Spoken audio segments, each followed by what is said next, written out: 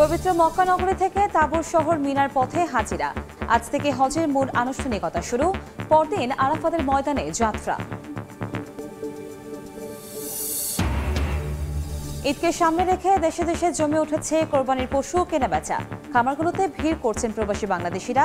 যুক্তরাজ্যে পশুর মূল্য নির্ধারণ না হওয়ায় দ্বিধায় ক্রেতারা। বাংলাদেশের ভেতর দিয়ে ট্রেন চালাতে চায় নয়াদিল্লি। নতুন রেলপথ তৈরিতে জরিপের অনুমোদন। রেল চলাচলে উত্তর পূর্ব ভারতের সঙ্গে বাড়বে সংযোগ।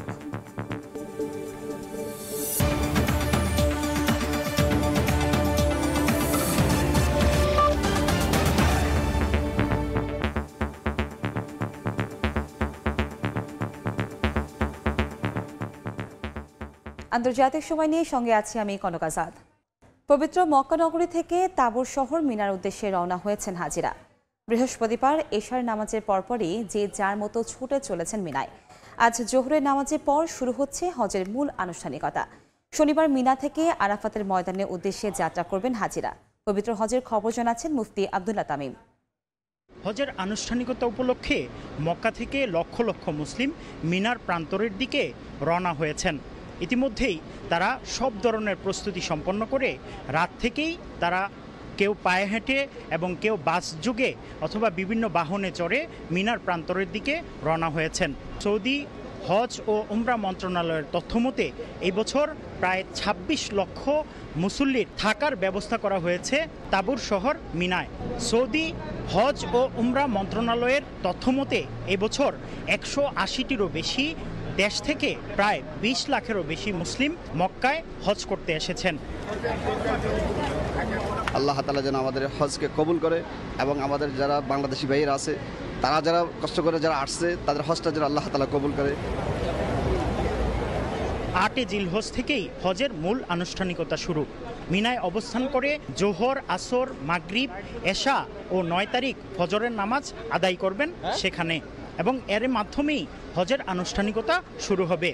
১১-১২ জিলহজ জামরায় পাথর নিক্ষেপ ও মাথা মুন্ডন এবং তাওয়াফের মাধ্যমে শেষ হবে হজের মূল আনুষ্ঠানিকতা। মিনায় অবস্থান করা রাসূল করিম সাল্লাল্লাহু আলাইহি ওয়াসাল্লামের সুন্নাহ। রাসূল করিম সাল্লাল্লাহু আলাইহি সাল্লাম মিনায় অবস্থান করেছেন। ইব্রাহিম আলাইহিসসালাতু ওয়াসসালাম ইসমাইল আলাইহিসসালাতু ওয়াসসালামকে মিনার প্রান্তরে কোরবানি করতে নিয়ে এসেছেন এবং সেখানে পাথর নিক্ষেপ করেছেন শয়তানকে। এজন্য এই আনুষ্ঠানিকতার মধ্য দিয়েই হাজিদেরকে যেতে হবে। মুফতি আব্দুল্লাহ তামিম, সময় সংবাদ, মক্কা, সৌদি আরব।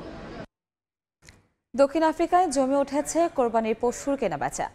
পশু সরবরাহে প্রবাসী বাংলাদেশি মালিকানাধীন ফার্মগুলো হয়ে উঠছে আস্থার ঠিকানা। তুলনামূলক কম দাম হওয়ায় অনেকেই কিনছেন পছন্দ মতো। বিস্তারিত জানাচ্ছেন মিজানুর রহমান রাসেল।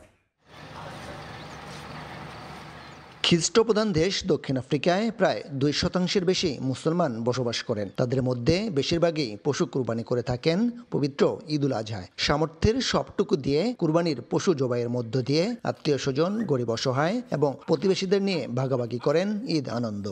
আমাদের এখানে ঈদুল আজহা উপলক্ষে দক্ষিণ আফ্রিকায় জমে উঠেছে কুরবানির পশু কেনাবেচা। বিশেষ করে খামার থেকেই পশু কিনছেন ধর্মপ্রাণ মুসল্লিরা। দেশটির প্রায় প্রতিটি শহরেই রয়েছে প্রবাসী বাংলাদেশিদের পশু খামার। কৃষি নির্ভর দেশটিতে বেশ লাভজনক অবস্থায় থাকেন খামারিরা। এতে লালন পালন করা হয় নানা জাতের গরু, ছাগল, ভেড়া ও মহিষ। আমাদের এখানে লোকাল কাস্টমার বেশি আছে। তারপরে ঈদের মিদে সচরাচর বাঙালিরা সাপোর্ট করে আমাদের। ইতিমধ্যে প্রায় ৯০% পশু আমাদের বিক্রি হয়ে গেছে। আমাদের ফার্মে প্রবাসী বাংলাদেশি ভাইদের জন্য কুরবানি করা সহ মাংস প্রসেসের সকল ধরনের সুযোগ সুবিধা রাখা হয়েছে। এবার তুলনামূলক দাম কম হওয়ায় কুরবানির মতো বড় ইবাদতে শরীক হতে পেরে খুশি দেশটিতে বসবাসরত প্রবাসী বাংলাদেশিরাও। কুরবানির ঈদের উপলক্ষে আমরা কুরবানি করি। নরমালি আমরা সবসময় গরুই এখান থেকে কিনি, খাসিও পাওয়া যায়। এরা কোরবান ছাড়াও গরু বিক্রি করে এবং গরু জবাই করে ফ্রেশ মিট বিক্রি করে এবং কোরবানের সময় এরা অনেক গরু আনিয়া বিক্রি করে এবং দাম রিজনেবল। কুরবানি সহ নানা প্রয়োজনে এসব খামার থেকে পশু কিনতে ছুটে আসেন স্থানীয় সহ প্রবাসী বাংলাদেশিরা। পবিত্র ঈদুল আজহা উপলক্ষে কুরবানির পশু কিনতে ব্যস্ত সময় কাটাচ্ছেন দক্ষিণ আফ্রিকার মুসলমানরা। দেশটির ৯টি প্রভিন্সের এ সকল ফার্মগুলো থেকেই কুরবানির পশু ক্রয় করে থাকেন দেশটিতে বসবাসরত স্থানীয় সহ প্রবাসী বাংলাদেশিরা। দক্ষিণ আফ্রিকার কুরবানির পশু ফার্ম থেকে মিজানুর রহমান রাসেল, সময় সংবাদ। এদিকে ইতালি সহ ইউরোপের বিভিন্ন দেশে পবিত্র ঈদুল আজহা উদযাপিত হবে রোববার। এ উপলক্ষে দেশটিতে রেকর্ড সংখ্যক বাংলাদেশি পশু কোরবানি দিতে যাচ্ছেন, যদিও খামারগুলোতে দেখা দিয়েছে পশু সংকট। ইতালি থেকে হাসান মাহমুদের রিপোর্ট। ইতালিতে ছুটির দিনে ঈদ হওয়াতে ঈদুল আজহা উদযাপনে প্রবাসীদের মধ্যে ভিন্ন আমেজ তৈরি হয়েছে। এবার বাংলাদেশি সহ ২৭ লাখ ধর্মপ্রাণ মুসলমান দেশটিতে ঈদ উদযাপন করবে। এরই মধ্যে শুরু হয়ে গেছে পশু বেচা কেনা। খামারগুলোতে গিয়ে নিজেদের পছন্দ মতো গরু, ছাগল, ভেড়া কিনছেন অনেকেই। রুমের ব্যবসায়ীরা জানিয়েছেন এবছর রেকর্ড সংখ্যক বাংলাদেশি পশু কুরবানি দিতে যাচ্ছেন। কুরবানির প্রচুর পরিমাণ অর্ডার আসছে। আমাদের কাস্টমারের চাহিদা আমাদের পারফেক্টলি, আমরা খামারে যাচ্ছি, খামারে গিয়ে কাস্টমারদেরকে আমরা গরু দেখাচ্ছি, কাস্টমারদের চাহিদা অনুযায়ী গরু, ছাগল প্রচুর অর্ডার পাচ্ছি আমরা। এই কুরবানির ব্যবস্থাটা এই ফার্মে দেশের আমেজেই আমরা করে থাকি সব সময়। এদিকে কুরবানির ঈদ হলেও অন্যান্য বছরের মতো ইতালিতে তৈরি পোশাকের দোকানে প্রবাসীদের ভিড় বেড়েছে। ব্যবসায়ীরা বলছেন বেচাকেনা বেশ কয়েকদিনে আরো বেড়েছে। কুরবানির পাশাপাশি আমরা প্রবাসও কিছু কেনাকাটা করি, যেহেতু এখন বাঙালিদের অনেক দোকানপাট হচ্ছে। আমাদের তৈরি পোশাকে ভালো কেনাকাটা হচ্ছে, আমরা আলহামদুলিল্লাহ ভালো সাড়া পাচ্ছি। কুরবানির পাশাপাশি মানুষজন কাপড় চোপড় কিনছে, মেয়েরা 3 পিস কিনছে, শাড়ি কিনছে। শোরুম না, আমাদের অনলাইনে প্ল্যাটফর্ম রয়েছে। আমাদের এবারের কুরবানির ঈদকে সামনে রেখে বিভিন্ন ধরনের লাক্সারিয়াস 3 পিস, পাঞ্জাবি এবং শাড়িরও অনেক চাহিদা রয়েছে। ইতালিতে বিপুল সংখ্যক প্রবাসী বাংলাদেশিদের জন্য গড়ে উঠেছে তৈরি পোশাকের দোকান। শুধু তাই নয়, চাহিদা বাড়ায় ঈদকে সামনে রেখে নতুন নতুন শোরুমও খোলা হয়েছে। ইতালির রোম থেকে হাসান মাহমুদ, সময় সংবাদ। বাংলাদেশের ভেতর দিয়ে ট্রেন চালাতে চায় ভারত। নতুন রেলপথ তৈরির মধ্য দিয়ে যোগাযোগ জোরদারের লক্ষ্যে এরই মধ্যে দেশটির রেল মন্ত্রণালয় সম্ভাব্য জরিপ প্রক্রিয়ার অনুমোদনও দিয়েছে। প্রস্তাব অনুমোদন পেলে সড়ক পথের মতো রেলপথেও বাংলাদেশের সঙ্গে যোগাযোগ বাড়বে উত্তর ও পূর্ব ভারতের মানুষের। বিস্তারিত জানাচ্ছেন সুব্রত আচার্য। ১৯৪৭ সালের আগে ভারত বাংলাদেশের মধ্যে মোট ৮টি সীমান্ত পথ দিয়ে রেল যোগাযোগ ছিল। তবে দেশভাগের পর প্রায় সবই বন্ধ হয়ে যায়। যদিও ১৯৭১ সালের পর আবারও রেলপথে যুক্ত হতে শুরু করে প্রতিবেশী এই দুই দেশ। শুরু হয় গেদে দর্শনা, পেট্রাপোল বেনাপোল, সিংবাদ রহনপুর, রাধিকাপুর, বিরল দিয়ে রেল চলাচল। এরই মধ্যে সিংবাদ রহনপুর, রাধিকাপুর, বিরল এই দুটো সীমান্ত পথ দিয়ে শুধুমাত্র মালগাড়ি চলাচল করলেও বাকি দুটো পথ দিয়ে যাত্রীবাহী ট্রেন যাতায়াত করছে কয়েক দশক ধরে। বর্তমানে পশ্চিমবঙ্গের সঙ্গে যোগাযোগ বাড়লেও উত্তর পূর্ব ভারতের মানুষ থাকছেন বিচ্ছিন্ন। এছাড়াও ভারতের পূবের রাজ্যগুলোর সঙ্গে ত্রিপুরার রেল যোগাযোগ খুবই দুর্বিষহ হয়ে পড়েছে।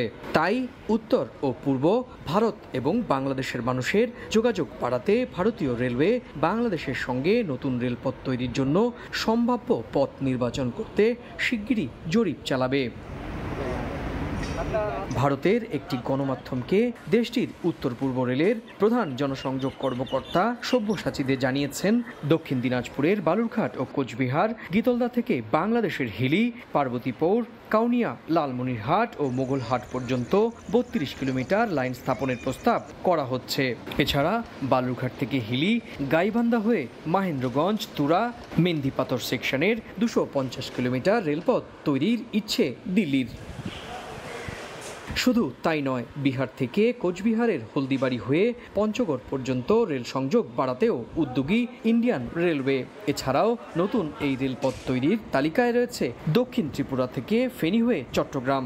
চট্টগ্রামের নতুন এই রেলপথ হবে ত্রিপুরা সীমান্ত থেকে ১৩১ কিলোমিটার পর্যন্ত।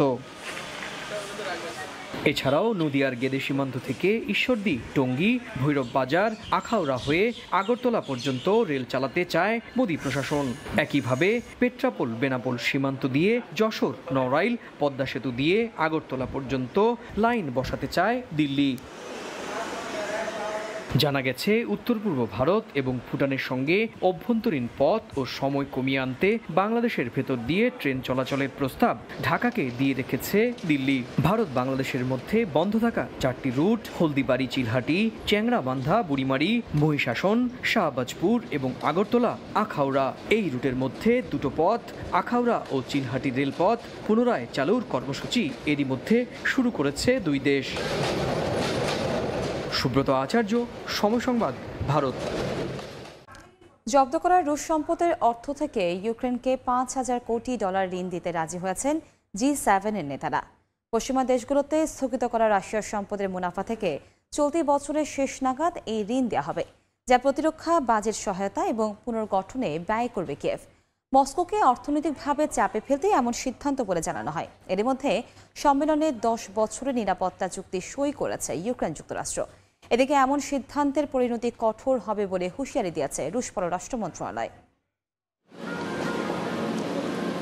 বৃহস্পতিবার ইতালির দক্ষিণাঞ্চলীয় পুগলিয়ায় শুরু হয় শিল্পোন্নত 7 দেশের জোট G7 এর 50তম সম্মেলন। 3 দিনব্যাপী সম্মেলনে একে একে যোগ দিয়েছেন সদস্য দেশগুলোর সরকার ও রাষ্ট্রপ্রধানরা। তাদের স্বাগত জানান আয়োজক ইতালির প্রধানমন্ত্রী জর্জিয়া মেলোনি। জোট সদস্যের বাইরেও আমন্ত্রণ জানানো হয় তুরস্কের প্রেসিডেন্ট, ভারতের প্রধানমন্ত্রী, ইউক্রেনের প্রেসিডেন্ট সহ বেশ কয়েকটি দেশের রাষ্ট্র ও সরকার প্রধানকে। এবারের সম্মেলনে আলোচ্য বিষয়গুলোর মধ্যে আফ্রিকা ও ভূমধ্যসাগরীয় অঞ্চলের নিরাপত্তা, ইউক্রেনকে সহায়তা ও মধ্যপ্রাচ্যের গাজা ইস্যু অগ্রাধিকার পাচ্ছে। প্রথম দিনই রাশিয়াকে মোকাবিলায় ইউক্রেনের জন্য সমর্থনের বিষয়টি ছিল আলোচ্য সূচির শীর্ষে। এদিন রুশ ইউক্রেন যুদ্ধ নিয়ে একটি বিশেষ অধিবেশন অনুষ্ঠিত হয়। এতে চলতি বছরের শেষ নাগাদ কিয়েভকে অতিরিক্ত প্রায় $5,000 কোটি আর্থিক সহায়তা দিতে সম্মত হন জোটের নেতারা। জানানো হয় জব্দ করা রুশ সম্পদের অর্থ থেকে দেয়া হবে সহায়তা। G7 ভুক্ত এবং ইউরোপীয় ইউনিয়ন ভুক্ত দেশগুলোতে থাকা $32,500 কোটি সম্পদের সুদ থেকে প্রাপ্ত অর্থ ইউক্রেনকে ঋণ আকারে দেয়া হবে। যুদ্ধ শুরুর পর থেকে রুশ কেন্দ্রীয় ব্যাংকের এসব সম্পদ বাজেয়াপ্ত করেছিল পশ্চিমা দেশগুলো। এসব তহবিল ও সম্পদের মুনাফাকে ভিত্তি করেই কিয়েভকে বহু বছর মেয়াদী ঋণ দেওয়ার পরিকল্পনা জোটটির, যা প্রতিরক্ষা বাজেট সহায়তা এবং পুনর্গঠনে ব্যয় করবে দেশটি। একে স্বাগত জানান ইউক্রেনের প্রেসিডেন্ট ভলোদিমির জেলেনস্কি। যদিও বর্তমানে স্থগিত থাকা তহবিল ভবিষ্যতে রাশিয়া ব্যবহার করার অধিকার পেলে তখন কিয়েভের জন্য দেয়া G7 এর এই ঋণ পরিশোধ করা নিয়ে জটিলতা দেখা দেবে। এর মধ্যেই জোটের এমন সিদ্ধান্তের পরিণতি কঠোর হবে বলে হুঁশিয়ারি দিয়েছে রুশ পররাষ্ট্র মন্ত্রণালয়। এদিকে ইউক্রেনের সঙ্গে 10 বছরের নিরাপত্তা চুক্তি সই করেছে যুক্তরাষ্ট্র। একে দেশটির ন্যাটোর সদস্য হওয়ার পথে আরেকটি গুরুত্বপূর্ণ ধাপ বলে উল্লেখ করা হয়েছে চুক্তিপত্রে। শুধু তাই নয়, এর আওতায় কিয়েভের সামরিক বাহিনীকে প্রশিক্ষণ, অস্ত্র উৎপাদনের সহযোগিতা বৃদ্ধি সহ নানা প্রতিশ্রুতি ব্যক্ত করেন দুই দেশের প্রেসিডেন্ট। এর আগে ইউক্রেন ও জাপানের মধ্যেও নিরাপত্তা চুক্তি স্বাক্ষর হয়। জান্নাতুল সাদিয়া, সময় সংবাদ। রাশিয়ার উপর মার্কিন নিষেধাজ্ঞার জবাবে ডলার ও ইউরো বেচাকেনা বন্ধ করে দিল রাশিয়ার প্রধান শেয়ার ও মুদ্রাবাজার মস্কো এক্সচেঞ্জ। বুধবার মস্কো এক্সচেঞ্জের উপর নিষেধাজ্ঞা আরোপ করে ওয়াশিংটন। পাল্টা পদক্ষেপ হিসেবে মার্কিন ডলার ও ইউরো ভিত্তিক সম্পদের লেনদেন ও নিষ্পত্তি স্থগিত থাকবে বলে জানান রাশিয়ার কেন্দ্রীয় ব্যাংক।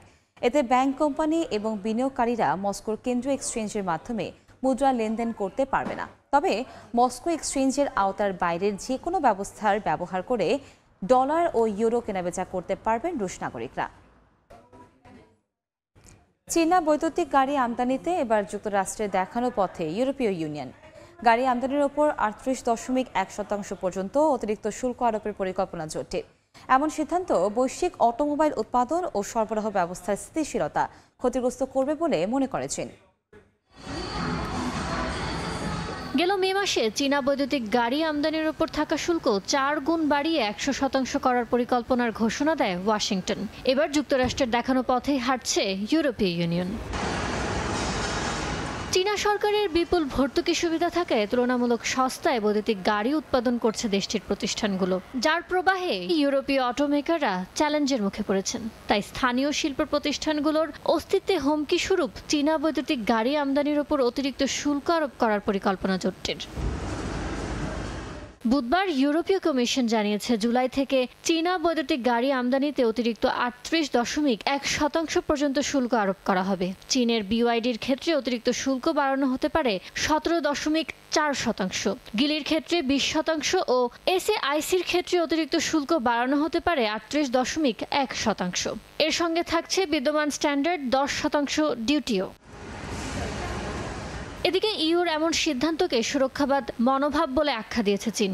একই সঙ্গে এটিকে আন্তর্জাতিক বাণিজ্যের নিয়ম লঙ্ঘন বলে অভিযোগ দেশটির। আর এই সিদ্ধান্তে বৈশ্বিক অটোমোবাইল উৎপাদন ও সরবরাহ ব্যবস্থার স্থিতিশীলতা ক্ষতিগ্রস্ত হবে বলে মন্তব্য করেছেন চীনের পররাষ্ট্র মন্ত্রণালয়ের মুখপাত্র লিন জিয়ান।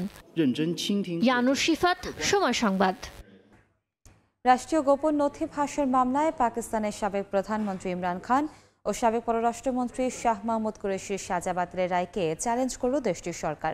বৃহস্পতিবার সাইফার মামলায় তাদের খালাসের রায়ের বিরুদ্ধে আপিলের সিদ্ধান্ত নেওয়া হয় বলে জানানো হয়। গত জানুয়ারিতে ইমরান খান ও শাহ মাহমুদ কুরেশিকে 10 বছর করে কারাদণ্ড দেন দেশটির একটি বিশেষ আদালত। সেই রায়ের বিরুদ্ধে ইসলামাবাদ হাইকোর্টে আপিল করেছিলেন তারা। পরে গত সপ্তাহে তাদের দুজনকেই আলোচিত সেই মামলায় খালাস দেন আদালত। রায়ের তীব্র সমালোচনা করে পাকিস্তান সরকারের দাবি, মামলাটি খতিয়ে দেখা হয়নি। এর পরপরই ইসলামাবাদ হাইকোর্টে রায়ের বিরুদ্ধে আপিলের সিদ্ধান্ত নেওয়া হলো।